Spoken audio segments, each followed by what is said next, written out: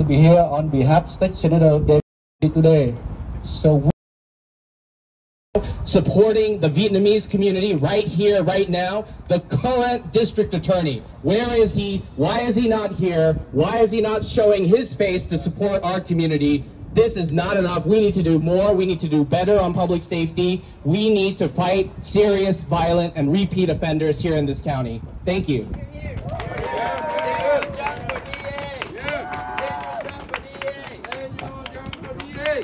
Hi, my name is Hong Cao. I'm the resident of South Asia for the last 4 or 5 years.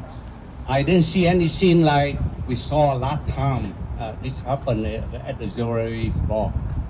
I think, South Asia in the last Saturday, I joined with the mayor to clean up on the white road, and the mayor proudly said, we are #1 safest city, big city in the nation.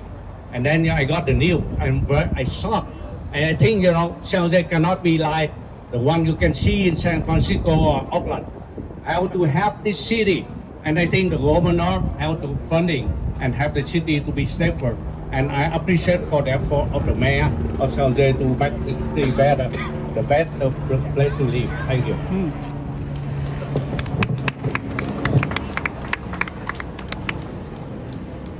Hi everyone, my name is Long Bond. I'm the district attorney's office here in Santa Clara County. I work with the Vietnamese community for our office. Jeff Rosen, the DA, does take these crimes very seriously.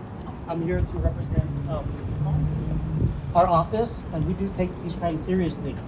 So once the police do catch the people who are perpetrating these crimes, they'll send it to our office. We'll file the most serious charges, and we'll ask for the most serious punishment once we go to court and prove the case against the victim. And so we're here to support the Vietnamese community. I work with the businesses here on a regular basis. Thank you very much. Yes, I just want to say one more thing. This is Mayor Carmen Montano. All the mayors of this region, we need to write a letter to Governor Newsom, and we need to demand that they fund Proposition 36. The voters voted for it. Thank you very much. And I'm going to introduce Matt Mahan. Is he here?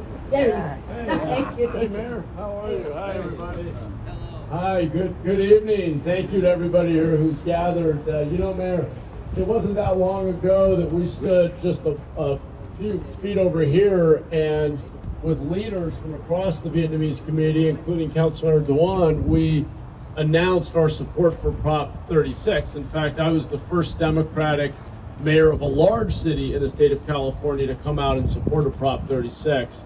We're here today because we're angry. We're angry that this kind of unchecked violence could be committed against a senior citizen, a senior in our community. We're angry about the repeated smash and grab robberies.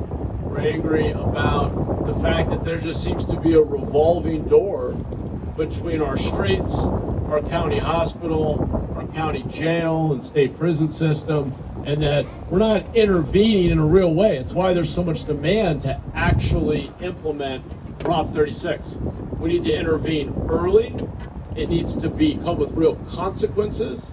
We need to help people turn their lives around with treatment, but we also have to make absolutely clear that we will not accept violence and theft in our communities, and that these crimes need to be checked. There have to be real consequences. We need to stop being given false choices between mass incarceration and leaving people out to commit crime over and over again without accountability. The status quo today is unacceptable. This particular act is horrific. When I saw that video, as I said in my social media post, it made my blood boil to see the impunity with which that dear 88-year-old man was shoved to the ground, subsequently suffering a stroke. It's completely unacceptable. We're not going to allow that in our community. I want to thank all the elected officials who are here, the representatives from the DA's office, PD, all the folks who are working together to try to promote public safety. But we do have to send a message to Sacramento that this is unacceptable. We're not going to tolerate it anymore. Let's start by implementing Prop 36, but that's not going to be enough alone. There's a lot more to do to make our communities safe. That's what everybody deserves. And we're going to keep pushing hard until we deliver a safer community for all of our residents, all of our small business owners. So thanks to everybody who's organized this press conference and is keeping up the pressure on Sacramento to support public safety and accountability for our community. Thank you all so much. Thank you. Thank you. Let's give Matt Mahan, Mayor of San Jose, a hand for coming out here this evening, because we appreciate the support. We appreciate when our electeds show up and address the issues that are impacting and devastating our communities. So we want to thank him once again, Matt Mahan, for showing up, Mayor of San Jose. All right, our next speaker. Hi everybody, my name is Hạnh Dương. I'm president of executive board of Vietnamese community of Northern California. It's really hurt when they saw the video, the way they robbed the jewelry store, Kim Hưng. That means they planned long time ago with the SUV and many cars around, like the warning alarm. They took about 2 minutes clean up the jewelry. So I'm Vietnamese representation. I'm very hurt, and all Vietnamese Northern, Southern is still hurt too. Everybody complain about that. Please help fund property 36. Yes, Handshake. 36, please. 136. 136. 136. 136. Let Mr. Nguyễn Xuân Nam, editor Cali newspaper and TV talk something. Thank you everyone to come here to support my community. When I heard the news last Saturday, I was shocked. I live here for 40 years. I never think that my community was targeted like this.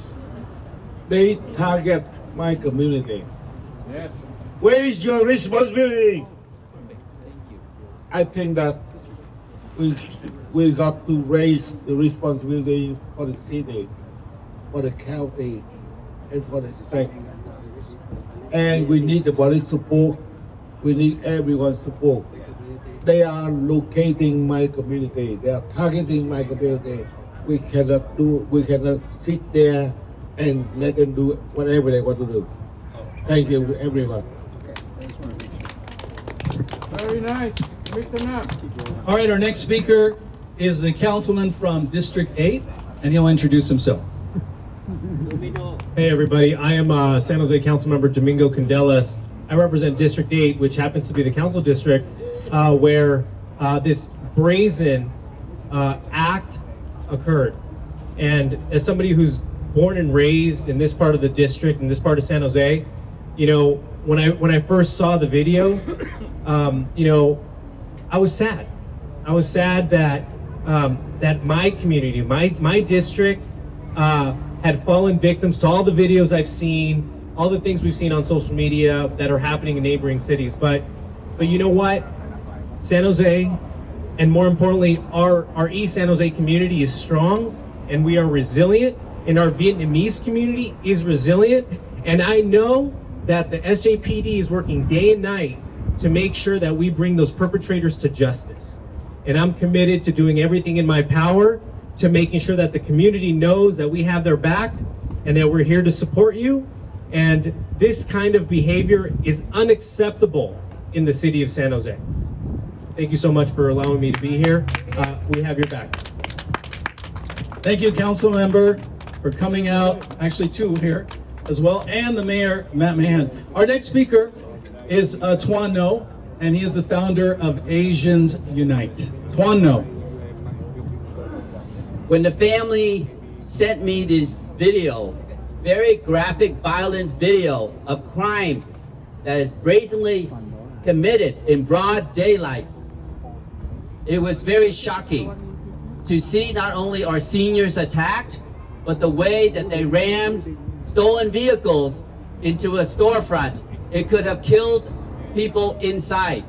This blatant, callous act cannot go unanswered. So today we were gathered here with the mayors of San Jose, Matt Mahan, with the mayor of Milpitas, Carmen Montano, and we are crying out for help. We are specifically asking Governor Newsom to please fund Prop 36, which voters passed by a supermajority, and we want accountability for the criminals. We also want funding for drug treatment for those who need help.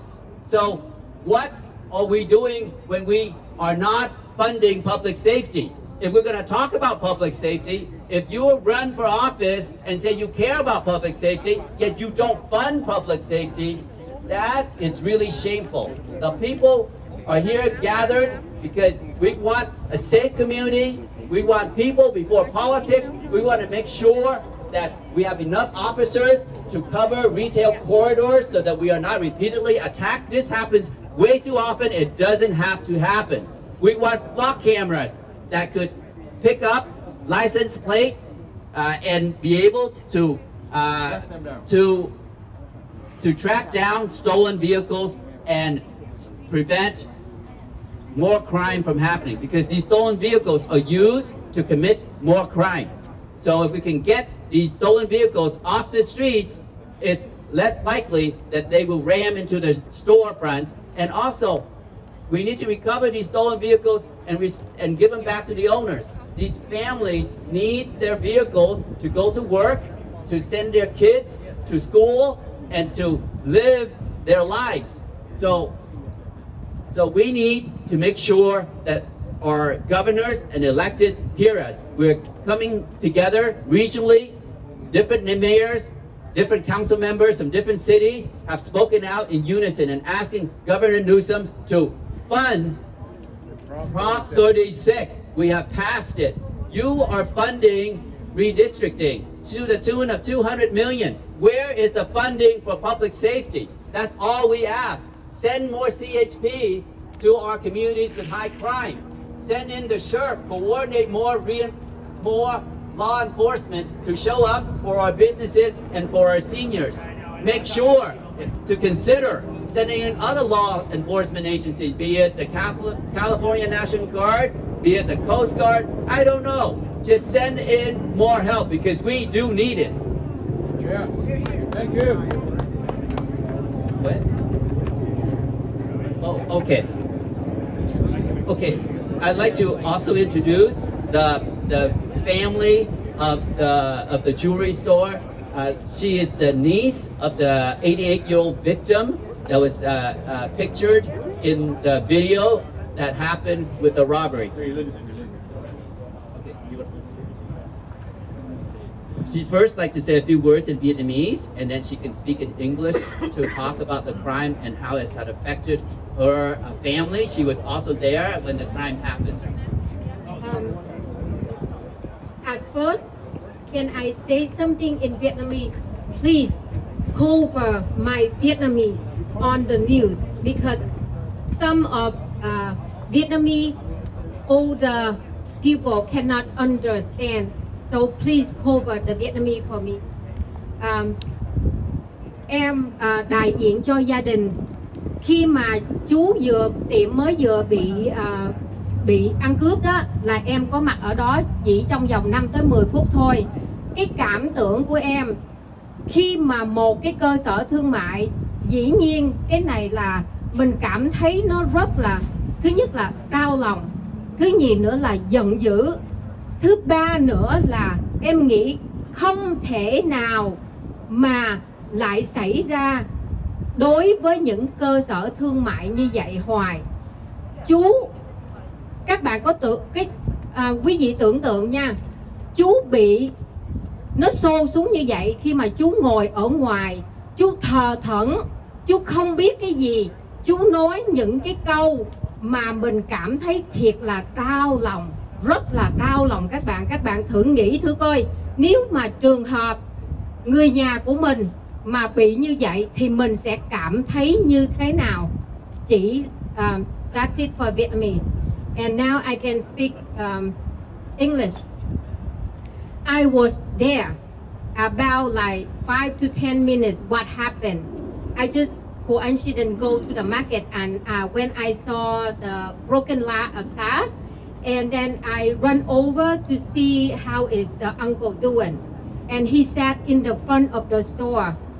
The blood is from his tooth, it's coming out. But I see it a little bit, maybe it's okay.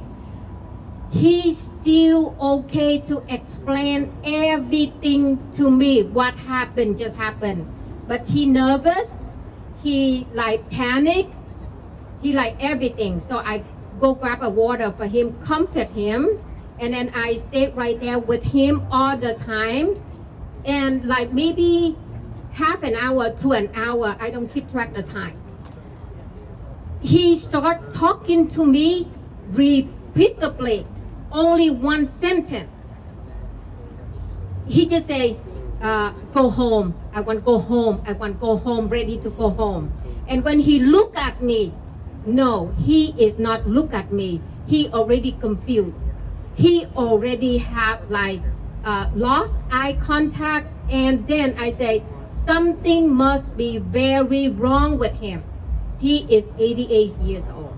With that push on the floor, unacceptable. It's unacceptable, that action. And I tell my cousin, he is, something must be very wrong with him. Please call the ambulance. Take him to the hospital right away. So the policemen have to come back and take him to the hospital. When they help him to stand up, to lie down on the bed, he already confused. He only remember his name. He don't know where, he don't know when. That means something it traumatized him already. And they take him to the hospital. And my cousin confirmed that he had a stroke. And the doctor say, luckily you bring your dad into the hospital the right time. And they put him in the blood thinner medication right away to save his life. And after 2 days, with all the prayer, with all the wishes, he well, yes, I'm confirmed that he go home. He went home.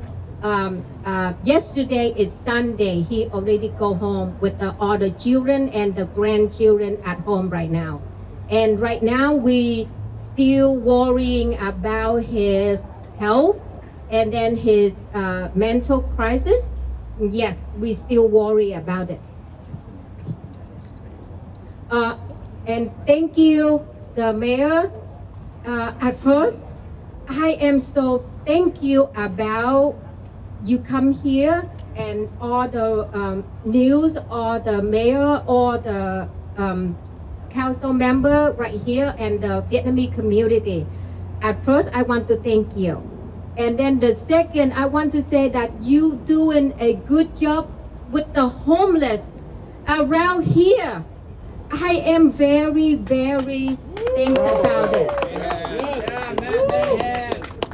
Let me just say very briefly, I'm so sorry for the suffering your family has faced, and particularly your 88-year-old uncle. I'm just devastated. It's a horrific, unconscionable act of violence. We're going to pursue justice. As I was sharing, we have the best detectives in the country, and they have repeatedly caught rings, criminal rings from other parts of the region, other parts of the state. And I say repeatedly, don't commit crime in San Jose, because we will find you and we will hold you accountable. And I have all the faith in the world in this department. If there are any leads, if there's any evidence they can track to bring these guys to justice, they will. They will work with other agencies, and they will not rest until we get some justice in this case. But I do want to just share, everybody up here knows this, but I'm going to say this quickly for the benefit of the media that's here. We have a problem with public safety in California, and it isn't just that our streets and communities aren't safe enough. And so we have a lack of accountability. And part of it is the system is complicated and decentralized, and our community members don't know who to hold accountable, because our police officers work overtime to bring these folks to justice and arrest them. The city has deployed a network of 500 automated license plate readers. We've stood up one of the most sophisticated real-time crime intelligence systems in the country. And yet we see many of the same people cycle in and out of jail over and over again. We have a state that isn't funding the interventions we need to intervene early and get people treatment. We seem to, for some reason, Sacramento, and unfortunately too many leaders even here in our county, have not gotten the message that we expect real intervention, we expect it early, we want to see people turn their lives around. If they are unwilling or refuse to, the answer isn't just put them right back in the community to continue to victimize people. We expect better, and we're going to keep organizing until we hold every level of government, every elected official in California accountable for delivering on the most basic responsibility of government, which is ensuring public safety. Thank you. Thank you, everybody. Now, if there's any questions for any of the members here, the mayors or council members or civic leaders, any questions? I do. May I have one short question? I am sick and tired of keep hearing this crime only happen in California. This crimes only happen in the democratic state. I am sick and tired of that, and I need the law enforcement to pay more attention to patrol more often in the Vietnamese community where we doing business. Thank you. Mr. Mayor. Thank you. Well, Yes. The police chief isn't here, or anybody from the police department, but have you talked to them about the priority that this crime? Yeah. So the chief's on his way. We're actually about to do a community town hall. Chief will be here. I got to say, our department is incredibly engaged, and the community works very hard to hire locally, and have a diverse department that represents our community and has deep connections. And he'll be here to answer questions. I will just say, yes, the moment I saw the video, I was furious. I immediately called the chief. He said, we're on it. We're going to focus on this. It's a priority. And as I said, we have the best detectives, the best crime analysts in the country. They have again and again broken up criminal rings that have stymied other cities and counties, have committed crime all over the region, unchecked, sometimes dozens of times. They recently brought to justice a ring that had hit 50 residences across multiple cities. Another group that had hit dozens of small businesses. Unfortunately, it shouldn't take that long. I mean, this is why we need more accountability and intervention for repeat offenders, so that we send a message earlier. But we've got the best department in the country. They are prioritizing this. They're going to do their utmost to bring these individuals to justice. I just looking for Gavin to help you, because Gavin is not strong in crime. I'm spoken to him about it. He needs some help to fund crime. Well, look, an area where the governor and I disagree is on Prop 36. And I think it's really critically important that we intervene early. And if what is motivating criminal behavior is tied to addiction and drugs or untreated mental illness, we need to give people a very clear choice. Get treatment or go to jail. You have to create accountability when people are refusing to break a cycle that's harming the broader community. The fact that the state only put $100 million, we have a $300 billion budget. Residents, one of our top concerns, constantly, top 3 concern for all Californians every year is public safety. We're allocating $100 million to, that's, as I said, that's a joke. That doesn't move the needle at all. We're short hundreds of inpatient treatment beds in our county. We see, you can ask SJPD, you can see the data for yourself, go to the courthouse. We see this phenomenon. It's not a huge number of people, but repeat offenders being released after 5, 10, 15, 20 arrests. At some point, unfortunately, many of those cases become a violent incident. We have to create accountability. To do that, though, we need to fund the facilities and push our judges to actually sentence people to the carceral system or inpatient treatment. It should not be a choice. You don't get the help from the governor, but you ask help from President Trump. Well, last I heard, the federal government is not offering us any funding, but we'll take funding from any level of government if it's to implement public safety measures. We need inpatient treatment. We need a carceral system that works. When people are incarcerated, we need to get them job training so that when they come back into the community, they can contribute to society again and not end up living along the creek and adding to our homelessness numbers. There's a fundamental brokenness in the public safety, public health system. And until we get serious about reforming the system and funding the interventions we need, our communities aren't going to be safe enough. I know we're limited on time. We have a community public town hall we're going to do. Do we have other final pressing questions from members of press? I guess I have a question. Jack, maybe we'll give you the last question. Thank you. Yeah, just for the organizers here. I mean, why here in Little Saigon? Is there more crime happening here that we haven't reported on yet, or is it mainly after what happened? Well, we're reacting to the victim, to the impact on this community, the fear in this community. I neglected to mention, but that ring of 50 residential burglaries that SJPD finally cracked, again, that was across many cities locally. They were explicitly targeting Asian American homeowners. So there's a lot of fear in this community.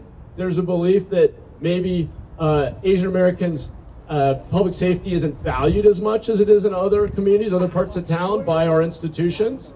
And we want to make sure, I want to be here to make sure this community knows that they're seen, they're heard, they're prioritized. And they're going to hear that message from our police chief. We're going to enforce the law everywhere. And in this case, we have another horrific situation of an Asian American small business owner in our community being victimized by crime that should not be happening. That's why we're here today. All right, thank you all very much. We're going to get to our town hall with the community here. Appreciate it. Thank you all.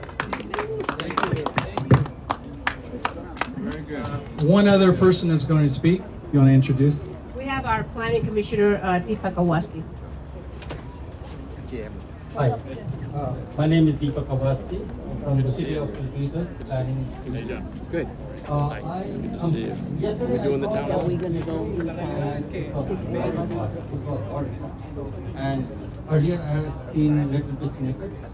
But it reminds me, I'm an ex-business owner here. It reminds me of my time here. Gặp anh là vui nè. Tôi có gửi cho cái tiệm vàng đó 50 kg vừa mất rồi đó.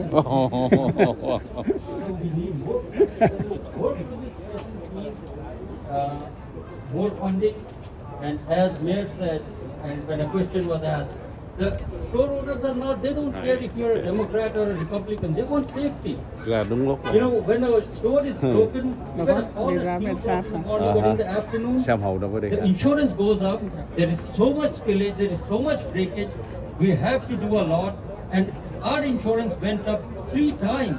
It is horrific. It is horrific. So as a business owner, I could understand the pain, and I know where it is getting to. So we need help everywhere in every city. The governor must do something, do the funding. Thank you. All right, I want to thank everyone for joining us here today.